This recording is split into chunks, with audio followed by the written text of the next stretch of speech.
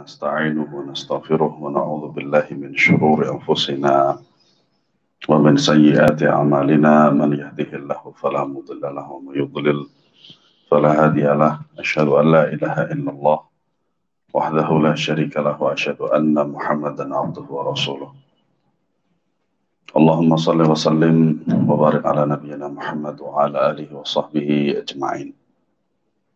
Ma'asyiral muslimin a'azanillah wa yakum. Kita melanjutkan pembahasan kitab Bulughul Maram bab yang ke-10 yaitu li'an.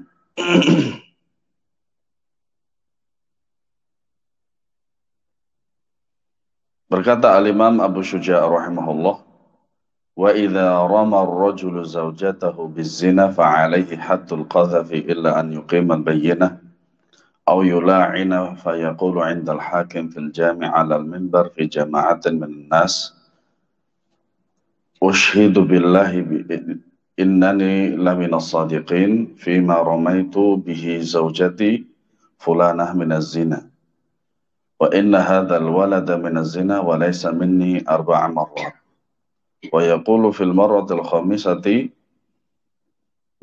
بعد أن يعظه الحاكم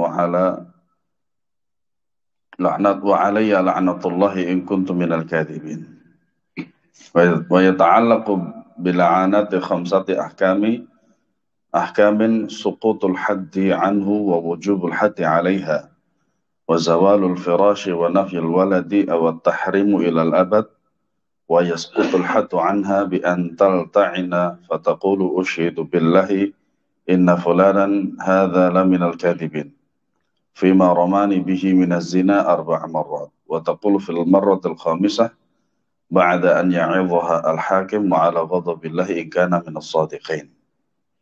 Ini pembahasan tentang li'an. Li'an itu melaknat. Nah, melaknat ini atau istilahnya kita mungkin mubahalah. Mubahalah itu adalah ya cara terakhir untuk mengetahui kebenaran atau sebaliknya dari sebuah perkara di antara 2 orang. Kalau tidak ada cara lain, ya masing-masing ngotot bahwasanya dia benar, maka salah satu caranya adalah dengan seperti ini. Ya. Jika seorang suami menuduh istrinya berzina, maka dia dikenakan hukum qadzaf. Hukum qadzaf itu adalah hukuman yang dijatuhkan kepada seorang karena menuduh orang baik-baik berbuat zina tanpa ada bukti. Mungkin sekarang mudah dengan adanya media sosial. Ya, apalagi media sosial itu banyak banget. Ya. Facebook, Instagram, Twitter, Hago. Bahkan Hago itu buat nyari pasangan. nyari entah itu nyari pacar atau nyari jodoh. Itu. Dan lain sebagainya. Nah, kalau kita tidak pintar-pintar untuk menggunakan media sosial itu, ya, bisa jadi adanya khianat di antara salah satu keduanya. Ya. Maka yang paling baik adalah bertakwa kepada Allah Subhanahu wa Ta'ala. Ya. Kecuali bisa memberikan bukti atau berani menyatakan laknat. Ya. Nah, ini konsekuensi bagi yang menuduh. Oleh karenanya dikatakan dalam kaidah al-bayyinatu 'alal mudda'i wal yaminu 'ala man ankar. Ya, bukti-bukti itu harus disertakan bagi yang menuduh, adapun yang tidak melakukan itu bisa bersumpah. Nah, kalau apabila seorang suami itu menuduh istrinya dan bisa memberikan bukti, maka itu lebih afdal. Ya, atau laknat. Nah, ini laknat inilah yang dimaksud dalam bab ini. Dia berkata di hadapan hakim dan kumpulan manusia di Masjid Jami' di atas mimbar. Kenapa demikian? Karena pasangan suami istri itu menikahnya di depan penghulu. Penghulu itu adalah pemerintah. sehingga dia tercatat sebagai pasangan suami istri yang sah di pemerintah. Nah, maka ketika akan melakukan proses yang semacam ini juga di depan pemerintah, yaitu di hakim, atau kalau kita adalah KUA, atau kumpulan masjid, ya, kumpulan manusia di masjid jami di atas mimbar, ya, supaya tahu. Ya. Kemudian dia mengatakan, saya bersaksi kepada Allah bahwa tuduhan zina yang saya tujukan kepada istriku si fulanah adalah benar. Sesungguhnya anak ini berasal dari zina, bukan dariku. Ya. Perkataan ini diucapkan sebanyak 4 kali. Kemudian pada kelimanya, setelah hakim menasihatinya, dia mengatakan, semoga Allah melaknatku jika aku berdusta. Nah, ini kan hampir sama lafadznya dengan mubahalah. Ya, hampir sama dengan mubahalah. Kemudian ada 5 hukum terkait dengan li'an ini. Yang pertama, hukuman qadzaf, gugur dari suami. Qadzaf tadi adalah hukuman yang dijatuhkan kepada seorang karena menuduh orang baik-baik berbuat zina tanpa ada bukti. Yang kedua, istri wajib menjalani hukuman. Ya. Ketiga, lenyapnya pergaulan suami istri.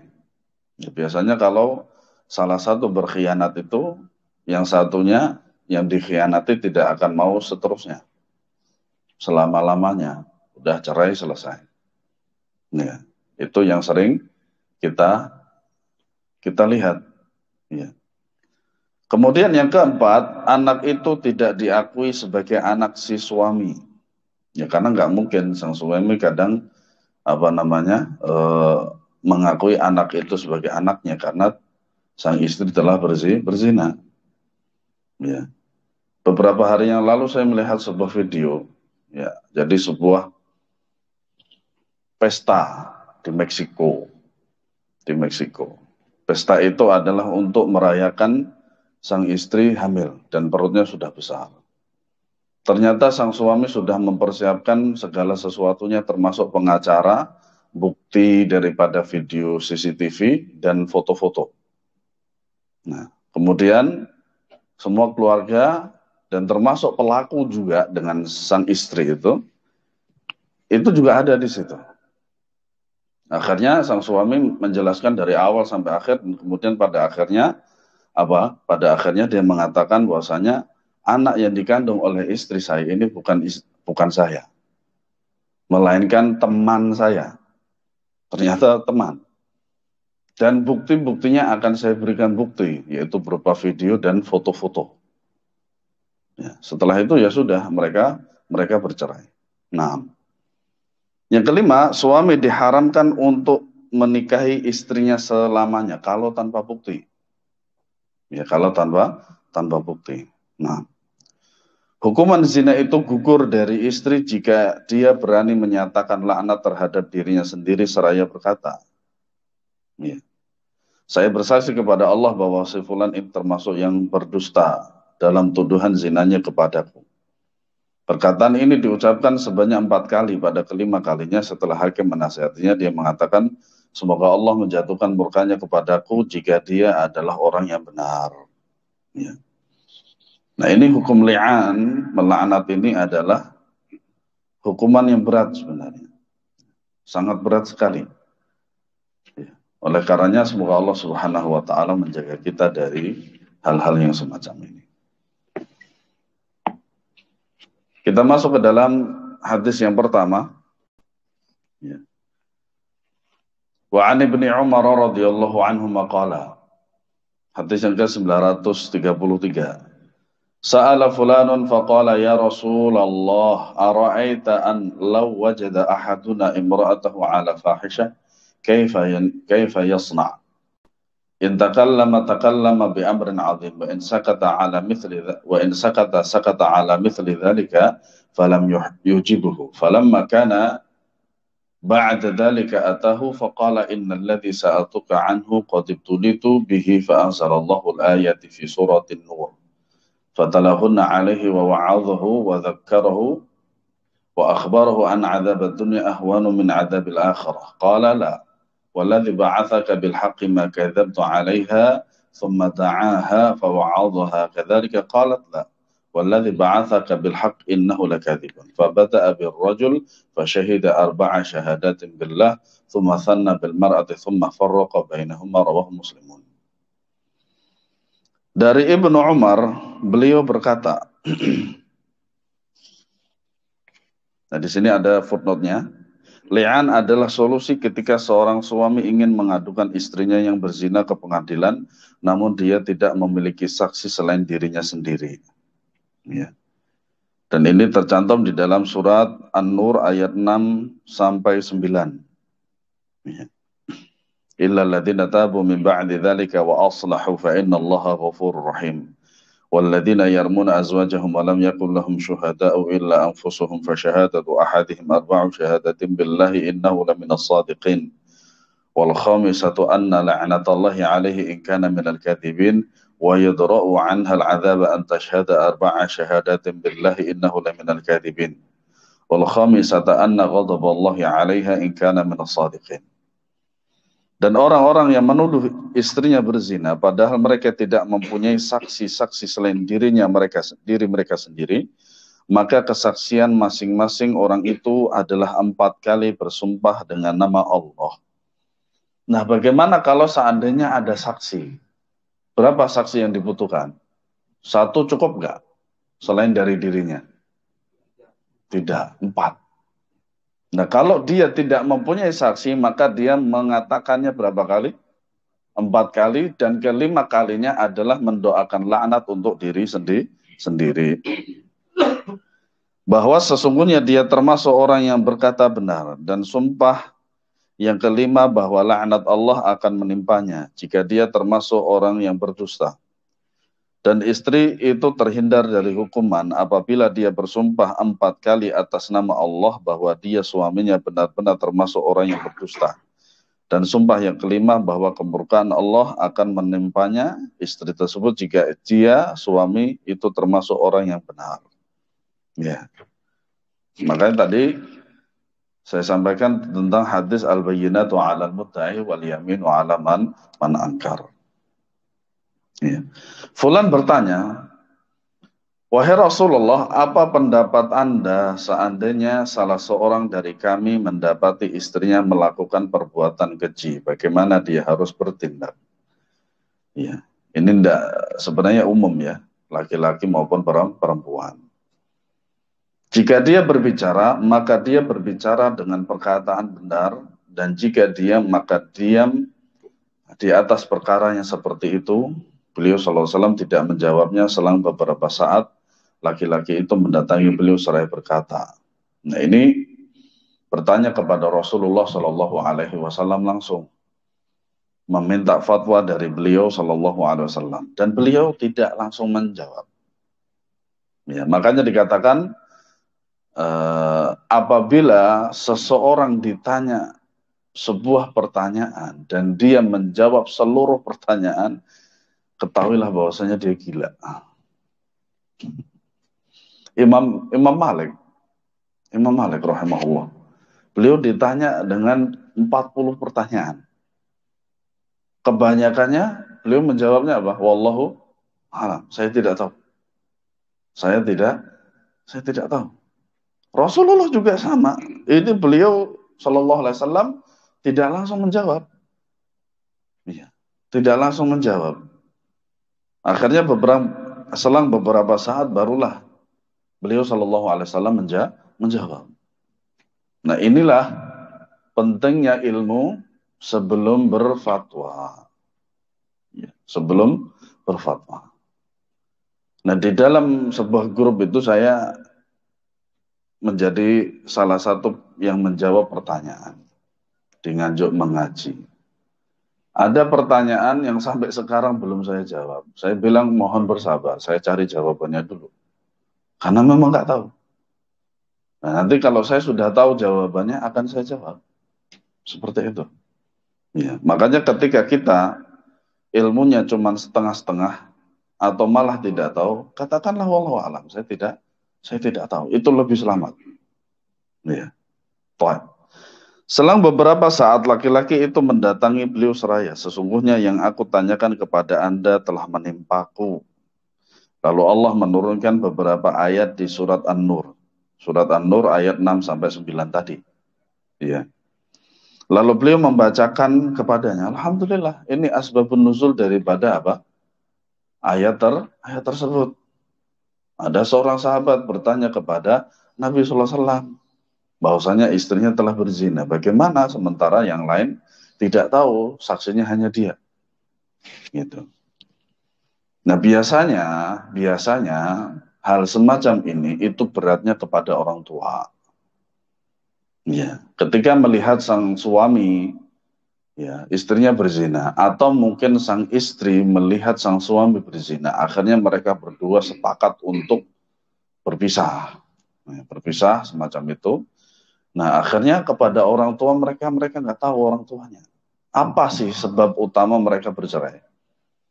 Dan itu biasanya adalah sebuah keburukan yang nggak mungkin tidak mungkin akan dibuka.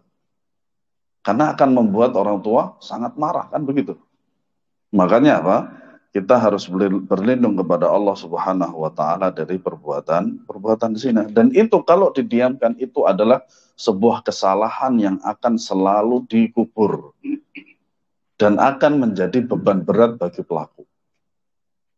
Ya, beban berat bagi pelaku. Makanya dikatakan mungkin di dunia bisa selamat di dunia, tapi belum tentu di akhirat bisa selamat. Terlebih lagi di Indonesia ini kan tidak berhukum dengan hukum Allah. Ya. Apalagi di antara salah satu ustadz kita itu pernah dia itu sidang di MK. Sidang di MK. Nah, itu membahas masalah LGBT. Wal'iyadzubillah. Nah, ternyata memang di Indonesia tidak ada undang-undangnya.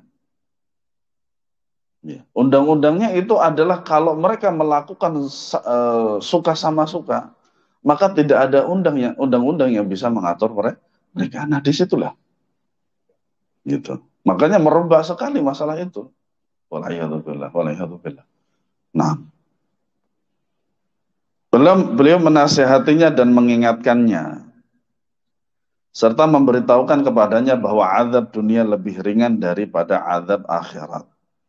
Seorang membunuh, seorang berzina, seorang mencuri dan lain sebagainya. Kalau dia bisa selamat di dunia, belum tentu selamat di akhirat.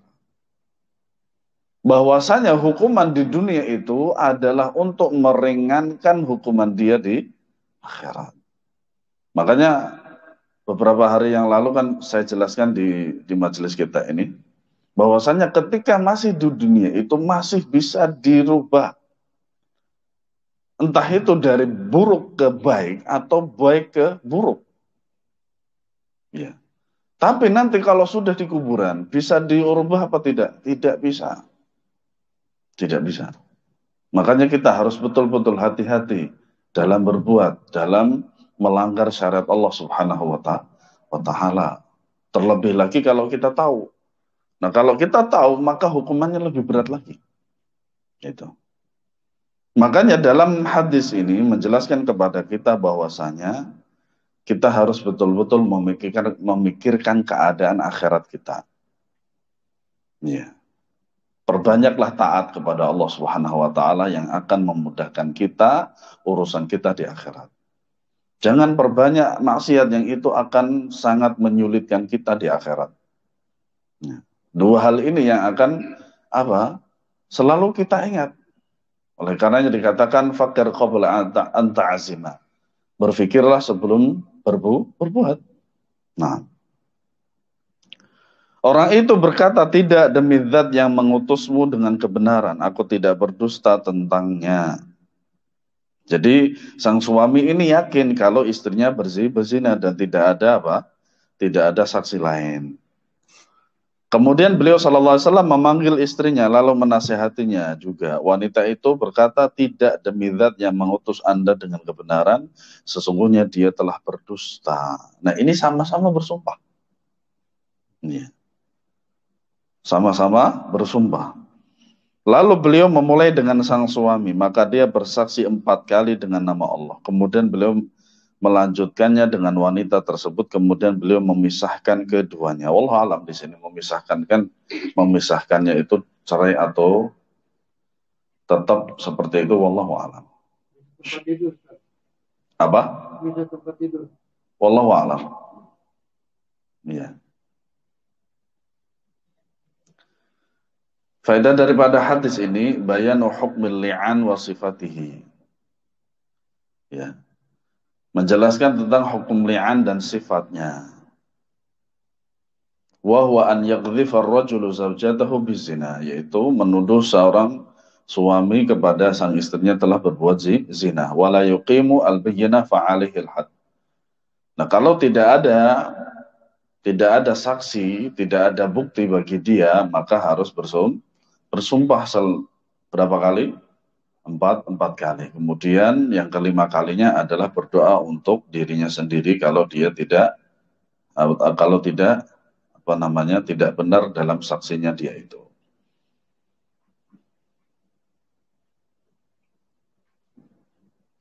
Idza tamma al-li'anu bainahuma bi syurutihi farraqa bainahuma firaqan mu'abbadan la tahillu lahu walau ba'da azwaj. Dan apabila li'an ini sudah terpenuhi syarat-syaratnya, maka dipisahkan selamanya. Ya. Berarti dipisahkan dari apa? Sebagai status sebagai suami istri. Ya. Wa fihi jawazul halaf 'ala al-masail allati yuradu ta'kiduha walau lam yustahlaf al-mukhbir.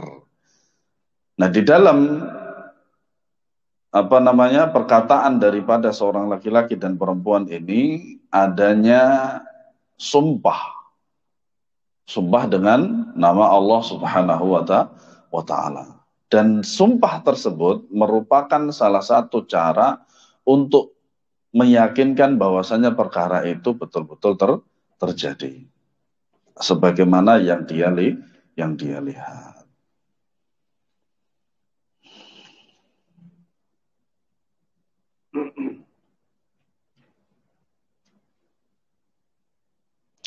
Wa fihi bayanu sifatu nuzulil Qur'anil Karim 'ala Nabi sallallahu alaihi wasallam. Di dalam hadis ini juga menjelaskan kepada kita tentang bagaimana sifat turunnya Al-Qur'an. Wa annahu yanzilu 'indal munasibat wal waqa'i' wal asilah liyakuna dzalika ablaq fi wa'yiha wa fahmiha wa athbata laha fil qulub. Nah, di antara salah satu sifat nuzulnya atau sifat turunnya Al-Quran kepada Nabi SAW itu adalah dengan adanya pertanyaan-pertanyaan semacam ini. Nah, yang paling berat wahyu itu datang kepada Rasulullah SAW itu mislu salatil jaras, seperti lonceng yang berbunyi. Nah, ketika beliau itu berada di atas tunggangannya dan kemudian Allah memberikan wahyu dengan cara tersebut, beliau itu betul-betul keringat itu Masya Allah. Keringatnya banyak, dan kalau seandainya beliau di atas kuda, di atas kendaraan, itu jatuh pasti. Entah Rasulnya jatuh atau juga kendaraannya jatuh. Bisa antum lihat pada kitab Sahihul Bukhari di dalam kitab Badu'ul Wahyi.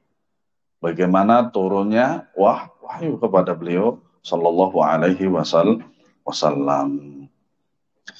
Kemudian hadis yang ke-934.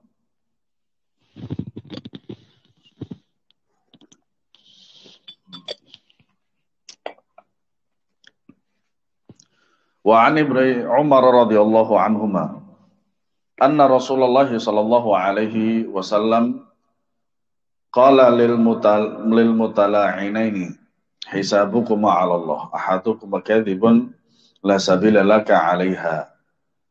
Qala ya Rasulullah mali. Faqala in kunta sadaqta 'alaiha fahuwa bimastahlalta min farjiha wa in kunta kadiban 'alaiha fadzaka ab'adu laka minha muttafaqun 'alaih.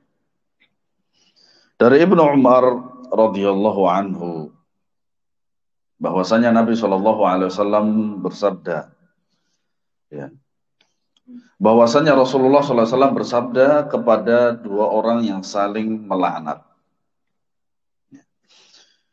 hisab kalian berdua kembali kepada Allah. Salah seorang dari kalian berdua berdusta, tidak ada peluang untukmu kembali kepadanya, entah suami ke istri atau istri ke suami. Suami berkata, wahai Rasulullah, bagaimana dengan hartaku? Beliau menjawab, jika kamu benar atasnya, maka hartamu itu sebagai pengganti kemaluannya yang telah kamu halalkan. Dan jika kamu berdusta atasnya, maka hartamu itu jauh lebih baik kepadamu daripada padanya.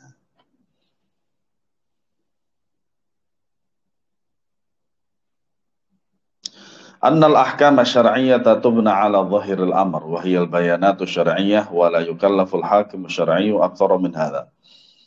Nabi SAW di dalam hadis ini menghukumi seseorang atas zahirnya saja. Makanya Al-Imam Asy-Syafi'i mengatakan nahkumu ala dzawahir wallahu yatawalla as-sarair. Ya, kita menghukumi secara zahir saja. Makanya fikih itu hanya secara zahir saja. Adapun hati, maka fikih bukanlah apa? Bukanlah tempatnya. Fikih itu bukan tempatnya, kecuali satu saja, yaitu niat. Nah, pembahasan fikih apabila itu berkenaan dengan di dalam hati itu, maka perkaranya, permasalahannya hanya pada niat saja.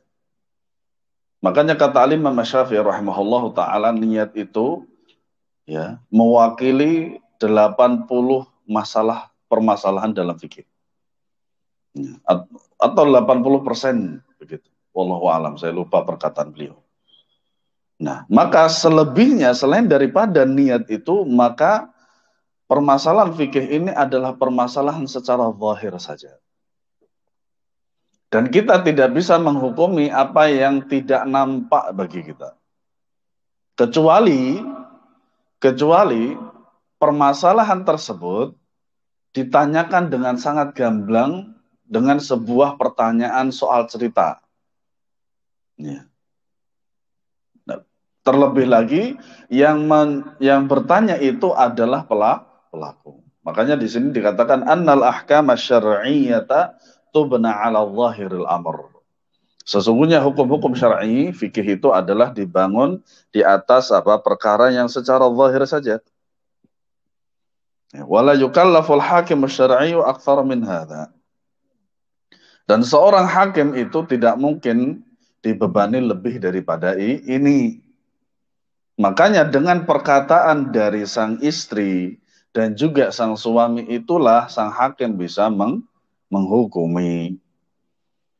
Dan bahkan pertanyaan atau perkataan sumpah dari sang suami dan sang istri itulah yang menunjukkan akan batinnya sebuah perkara yang tidak dilihat oleh seorang hakim.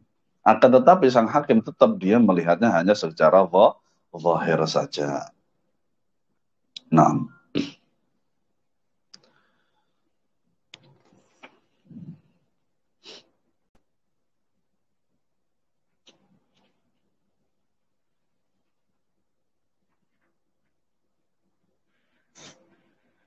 kemudian hadis yang ke-935. Wa an Anas radhiyallahu anhu anna Nabiy sallallahu alaihi wasallam qala abruha fa in jaa bihi abyad sabtan fa huwa li zawjiha wa in jaa bihi ikhala ja'dan fa huwa lilladhi ramaha bihi muttafaqun alaih. Dari Anas radhiyallahu anhu bahwa Nabi sallallahu alaihi wasallam bersabda, perhatikanlah dia jika dia melahirkan anak dengan kulit putih berambut lurus, maka anak itu milik suaminya.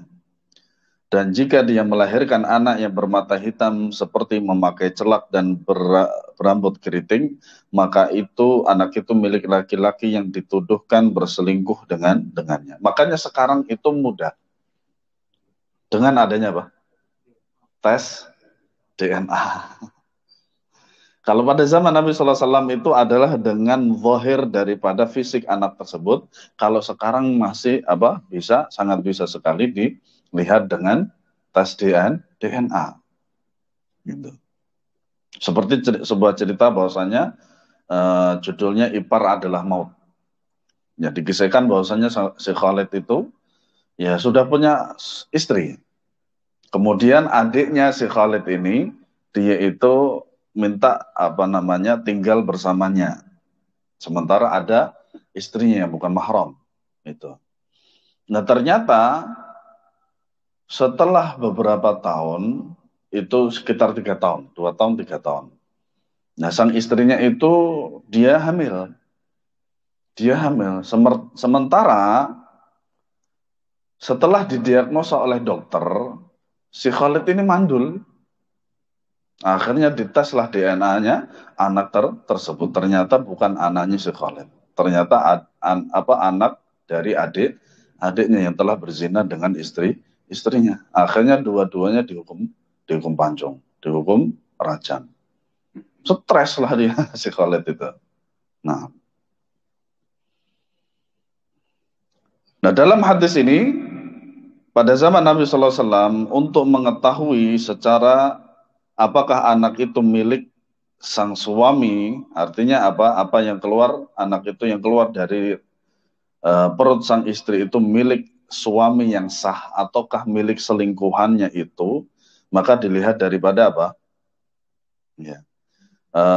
Kulit putih berambut lurus. Nah, ini adalah sifat yang berada pada sang suami yang asli, yang sah. Ya, atau dikembalikan kepada fisik daripada sang suami daripada istri tersebut. Nah, kalau tidak sama, artinya lebih kecondongan kemiripan dari sang anak tersebut kepada selingkuhannya, maka itu benar milik laki-laki tersebut, yaitu selingkuhannya tersebut. Maka dikembalikan, maka disinilah kadang sang suami itu tidak bisa melanjutkan dengan sang istri, dan ini diperbolehkan seperti itu. Ya, nah, Hilal bin Umayyah qadhafa zawjatahu bi Shuraik bin Sahma fa anqarathu fatula'ina wa hiya hamilun falamma tamma al-li'an qala absirul mar'atal mula'ana. Jadi asbabul wurud daripada hadis ini bahwasanya Hilal bin Umayyah ini telah menuduh istrinya itu telah berbuat zina dengan Shuraik bin Sahma. Akan tetapi sang istrinya itu mengingkari. Nah, kemudian keduanya saling melaknat. Kemudian Nabi SAW berkata semacam ini. Ya. Nah, sementara istrinya sedang dalam keadaan hamil. Al-hadithu yadullu ala haqiqati intiqali as-sifatil khuluqiyah al-mutanaqqilah bil awamil al-warithiyah allati takunu sababan fi tashabuhi dhurriyyah bi abawaiha biwasitati amaliyati tanasul fin nabati wal hayawani wa minhul insan. Nah, di sini menunjukkan juga bahwasanya namanya orang tua itu pasti akan menurunkan sesuatu yang hampir sama dengan dia. Entah itu secara fisik atau secara sifat. Kadang kita lihat bahwasanya seorang laki-laki, anak laki-laki, itu bisa dikatakan 11-12 dengan sang anak. Ya, sang anak bisa dikatakan 11-12 dengan sang bapak. Ya. Atau mungkin tidak terlihat secara fisik bahwasanya anak tersebut itu mirip bapaknya, tetapi ada yang mirip bapaknya yaitu berupa sifatnya. Iya. Nah, kalau semacam ini adalah tabi'i. tabi'i, natural. Gitu. Makanya dengan yang semacam ini pada zaman Nabi Sallallahu Alaihi Wasallam itu adalah salah satu cara untuk mengetahui ya sang istri itu berzina atau tidak.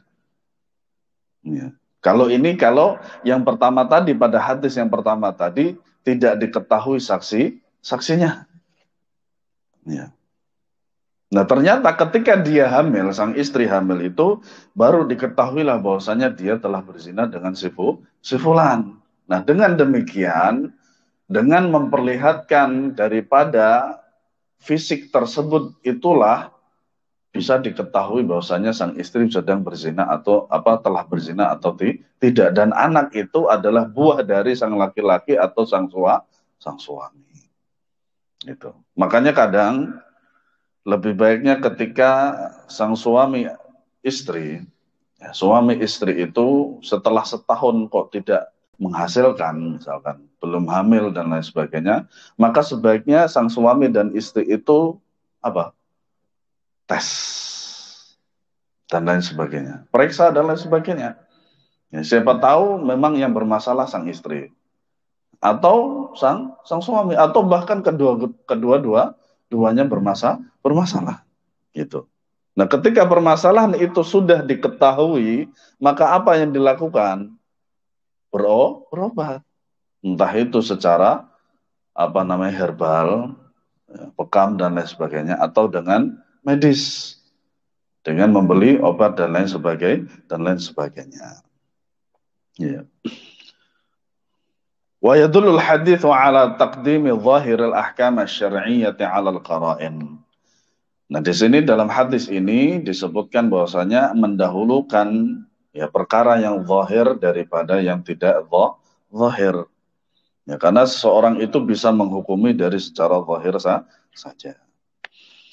Kemudian hadis yang ke-936, wa 'an Ibnu Abbas radhiyallahu anhuma anna Rasulullah sallallahu alaihi wasallam amara rajulan an yad'a yadahu 'inda al-khamisati 'ala fihi faqala innaha mujibatun, rawahu Abu Dawud wan Nasa'i wa rijaluhu thiqat. Dari Ibnu Abbas bahwa Rasulullah sallallahu alaihi wasallam memerintahkan kepada seorang laki-laki agar meletakkan tangannya di mulutnya pada persaksian kelima. Dan beliau bersabda, sesungguhnya ia mewajibkan. Ya.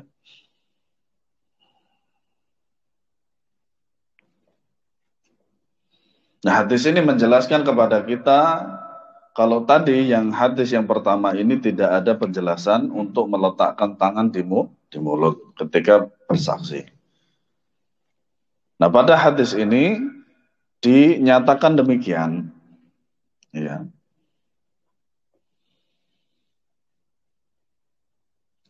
Fayaqulu wadhi'ul yad ittaqillah fa inna kalimataka hadhihi al-mujibah lil furqah fid dunya wal 'adzab fil akhirah in kunta kadiban. Nah, ini Rasulullah sallallahu alaihi wasallam memerintahkan kepada sang fulan tersebut untuk meletakkan tangannya di mulutnya itu kalau dia bohong. Ya, kalau dia bohong, maka fa innaha mujibah. Sesungguhnya ia mewajibkan Mewajibkan untuk berpisah dengan sang istri di dunia dan untuk seterusnya. Dan apabila perkataannya itu salah dan dia berbohong, maka dia mendapatkan azab di akhirat. Makanya masalah li'an, permasalahan melaknat semacam ini bukanlah perkara yang ringan. Ya, kalau perkara semacam ini adalah perkara yang ringan, tidak mungkin Allah Subhanahu wa taala dan Rasulnya memerintahkan si fulan tersebut, seorang tersebut untuk bersumpah sampai lima kali. Karena bersumpah itu kafaratnya besar. Ya, kafaratnya besar dan pengaruhnya besar juga. Sumpah itu. Apalagi sumpahnya itu selain daripada Allah. Sering kan kita mendengar demi Allah dan demi Rasulullah. Sahih tidak? Tidak sahih, tidak boleh.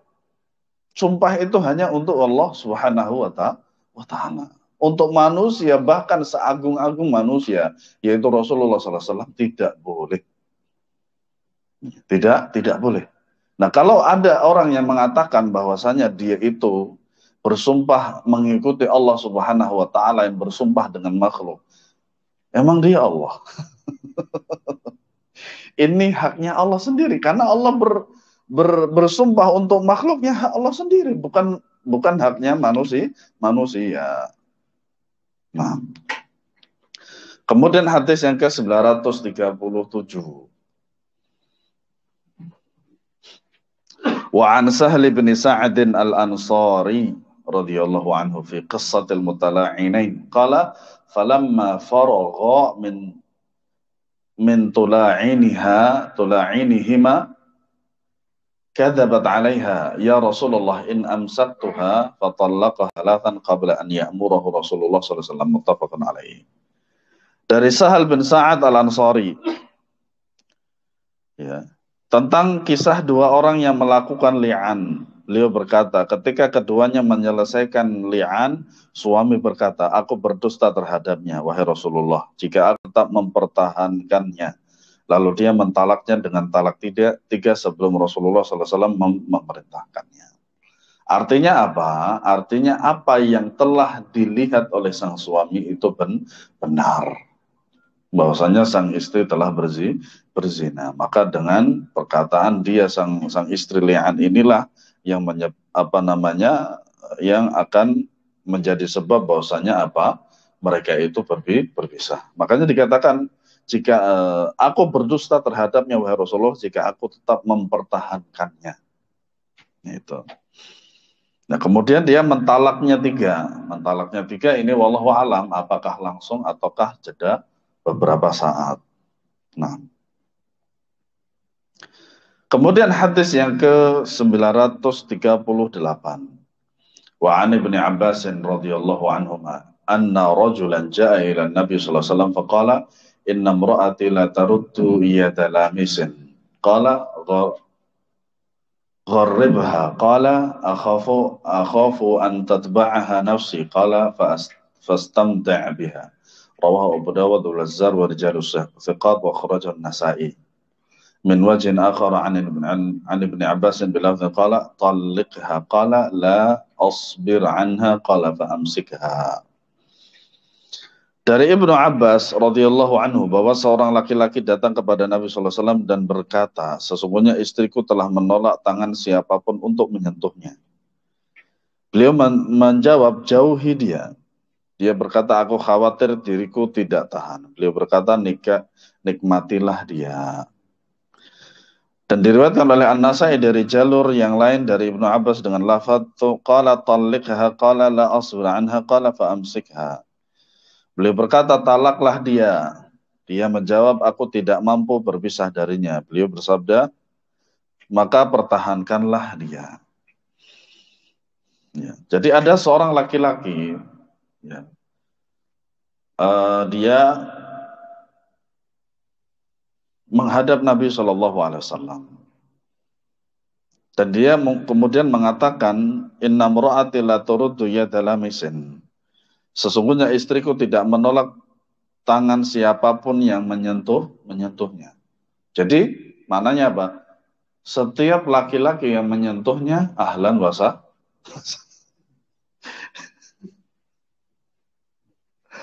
Ya, seperti itu. Jadi semua laki-laki bisa menyentuh istrinya dia, subhanallah. Ya. Nah, kemudian Nabi SAW mengatakan kepada dia, jauhi dia. Ya, artinya maknanya bisa mentalaknya. Ya. Kemudian dia berkata, aku khawatir diriku tidak tahan. Nah, padahal laki-laki kan nggak ada masa iddah. Setelah itu mau nikah silakan. Ya, ini sebagaimana yang saya lihat secara mata kepala saya sendiri. Waktu Saudi itu, ketika saya di Riyadh, di ibu kota itu ada seorang dia TKI. Nah, kemudian dia itu di Saudi, sementara istrinya di Indonesia. di sebuah salah satu kota di Jawa Barat. Ya. Nah, ternyata mereka sudah bercerai. Misalkan hari ini bercerai, atau sang laki-laki mengatakan kamu saya ceraikan.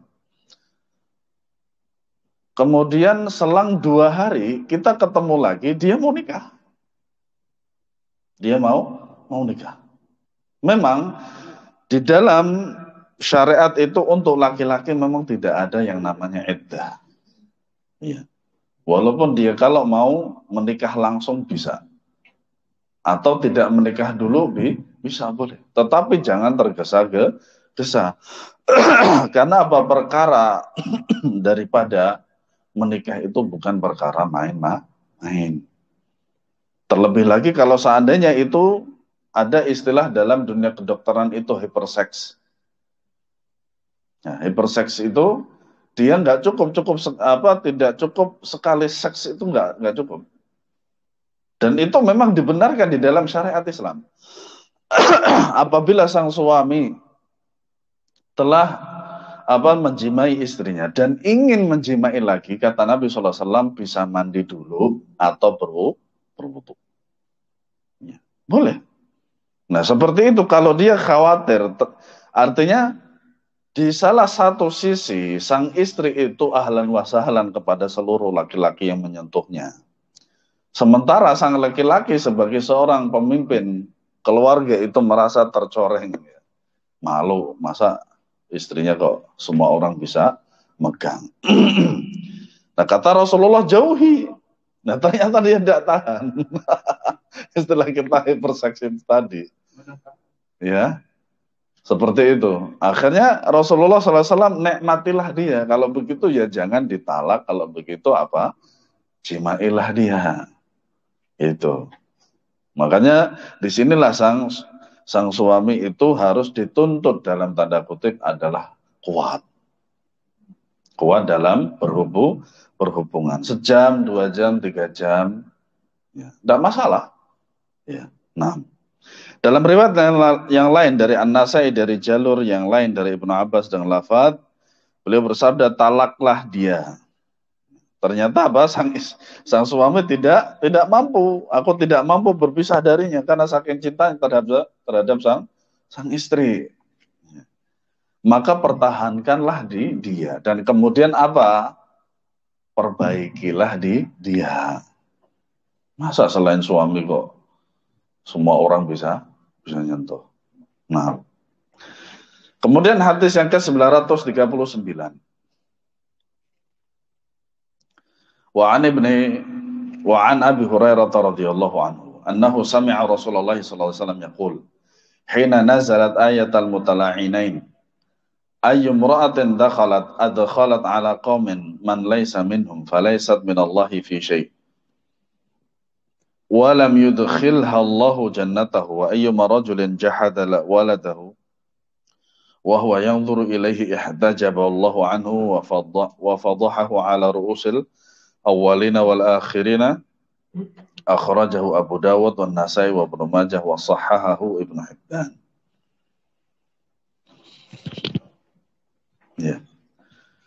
Dari Abu Hurairah bahwa beliau mendengar Rasulullah SAW bersabda ketika ayat 2 tentang 2 orang yang melakukan li'an turun. Wanita manapun yang memasukkan kepada suatu kaum orang yang bukan dari mereka, maka dia tidak mendapat suatu penjagaan dari Allah. Dan dia tidak akan memasukkannya ke dalam surganya. Nah ini sebuah ancaman, hadis ancaman. Dan laki-laki manapun yang mengingkari anaknya sementara dia melihat kepadanya, niscaya Allah akan menutup dirinya, yaitu Allah Subhanahu wa taala darinya dan membongkar aibnya di depan orang-orang terdahulu dan yang akan datang kemudian. Kemudian ada hadis yang selanjutnya itu sama, wa an Umar radhiyallahu anhu qala man aqarra bi waladihi tarfata ain falaysa lahu an yanfiyahu akhrajal Baihaqi wa huwa hasanun mauquf. Dari Umar beliau berkata, barang siapa yang mengakui anaknya sekejap mata, maka dia tidak berhak mengingkarinya. Akan tetapi ini hadisnya dhaif. Hadisnya dhaif. Hadis Abu Hurairah 939 bahwasanya beliau mendengar Rasulullah Shallallahu Alaihi Wasallam bersabda ketika ayat tentang dua orang yang melakukan li'an turun. Ya. Wanita manapun yang memasukkan kepada suatu kaum orang yang bukan dari mereka. Makanya sering kita melihat di masyarakat itu ada sebuah kejadian bahwasanya betapa banyaknya sang istri mungkin ketika dia ditinggal oleh sang suami atau tidak ditinggal oleh sang suami atau ketika sang suami tidak di rumah dia memasukkan laki-laki lain di rumahnya. Atau sebenarnya si orang ini bukan penduduk tersebut. Sebuah negeri atau sebuah tempat tersebut. Maka yang semacam ini tidak boleh bagi wanita itu untuk mengajaknya ke dalam tempat tersebut. Misalkan RT ini tidak ada laki-laki atau tidak tercatat dalam kantor kelurahan atau kantor RT atau RW itu bahwasanya ini orang ini bukan asli orang ini. Nah, kebetulan yang membawa ini adalah seorang perempuan. Maka hal semacam ini harus adanya laporan kepada siapa? Ketua RT. Nah, kalau tidak seperti itu maka akan terjadi sesuatu yang yang dimurkai oleh Allah Subhanahu wa taala. Asy-syari'ul hakim lahu tasyawwufun ila hifdzil ansabi wa ilhaqil furu'i bil usul. Nah, syariat Islam ini ya menjaga sesuatu kepada ya yang untuk menjaga nasab. Untuk menjaga nasab. Ya. Makanya dikatakan oleh Rasulullah SAW, la'anallahu man intasaba ila ghairi abihi. Allah Subhanahu wa taala melaknat kepada siapa saja yang menasabkan anaknya kepada selain dari bapaknya. Makanya dikatakan sang istri itu tidak boleh menasabkan namanya kepada sang suami, tidak boleh. Haram hukumnya. Maka harus kepada siapa? Kepada orang tuanya. Dan laki-laki manapun yang mengingkari anaknya sementara dia melihat kepadanya, niscaya Allah akan menutup dirinya darinya dan membongkar aibnya di depan orang-orang terdahulu dan yang akan datang. Ini menunjukkan bahwasanya tanggung jawab dan siksa bagi sang suami atau sang laki-laki lebih berat daripada sang istri. Makanya ketika sang istri berbuat dosa, laki-laki atau sang suami menanggung atau tidak? Menanggung. Ya. Nah, kalau sang suami itu berdosa, bermaksiat, apakah sang istri akan menanggung? Enggak. Ya, enggak. Tidak akan ada pengaruhnya sama sekali kepada sang istri. Ya.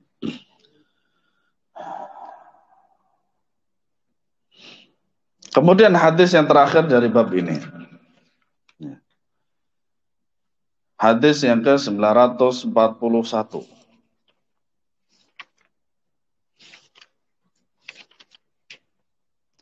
Wa an Abi Hurairah radhiyallahu anhu anna rajulan qala ya Rasulullah inna imra'ati waladat ghulaman aswada qala hal laka min ibilin qala na'am qala fama alwanuha qala humurun hal fiha min awraqin qala na'am hal fa'anna dhalik qala fa'anna dhalika qala la'allahu naza'ahu irqan qala fala'allaka ibnaka hadha naza'ahu irqan muttafaqun alaih. Wa fi riwayatin li Muslimin wa huwa yu'arridu bi an yanfiyahu wa qala fi akhirih wa lam yurakhkhas lahu fil intifa'i minhu. Dari Abu Hurairah bahwasanya seorang laki-laki berkata, wahai Rasulullah, sesungguhnya istriku melahirkan bayi berkulit hitam. Sementara dia putih. Beliau sallallahu alaihi wasallam bersabda, apakah kamu mempunyai unta? Dia menjawab, iya. Apa warnanya? Merah. Ya. Kemudian beliau bertanya, apakah ada warna abu-abu? Dia menjawab, ada. Beliau bertanya, dari mana itu? Dia menjawab, mungkin asal nasabnya, ya, nenek moyang melepaskan gennya. Kemudian beliau bersabda, mungkin anakmu ini juga dilepaskan oleh asal nasabnya. Berarti dia adalah bapak kedua. Wallahu a'lam. Nah, kalau di sini dikatakan asal nasabnya, berarti apa? Bisa jadi itu dia, sang istrinya itu yang sekarang itu adalah janda. Iya. Kan ada kata apa? Ya.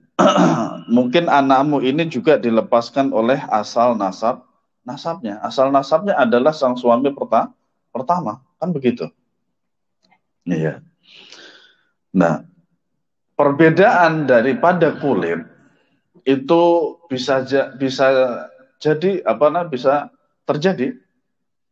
Ya.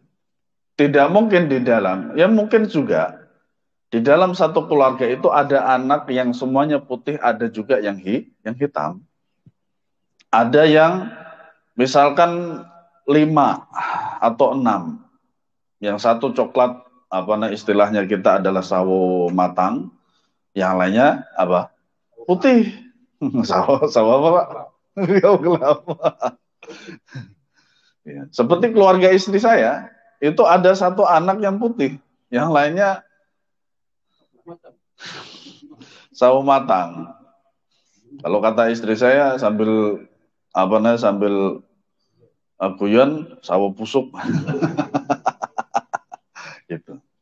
Dalam satu keluarga itu bisa jadi terjadi semacam ini. Ya. Warna kulit.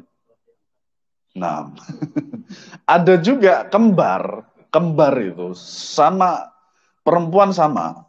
perempuan, dua-duanya perempuan. Satu putih, satu hitam. Kayak panda jadi. Nah, dan hal ini terjadi. Nah, laki-laki ini mengadu kepada Nabi Shallallahu Alaihi Wasallam khawatir kalau dia sang istri itu berzina, semacam itu. Sehingga kok nggak sama dengan saya. Sehingga Nabi Shallallahu Alaihi Wasallam menghukumi secara zahir dari apa yang beliau lihat, gitu.